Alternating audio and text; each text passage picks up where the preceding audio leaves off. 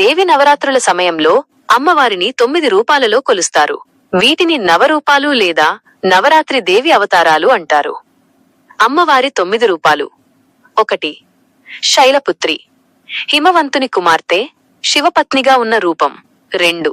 బ్రహ్మచారిణి, తపస్సు చేసే రూపం, భక్తులకు త్యాగం, ధైర్యం ప్రసాదిస్తుంది. 3. చంద్రఘంట, శక్తి, శాంతి, సమతుల్యత ఇచ్చే రూపం. 4. కూష్మాండ, సృష్టి శక్తి, లోకానికి కాంతిని ఇచ్చే రూపం.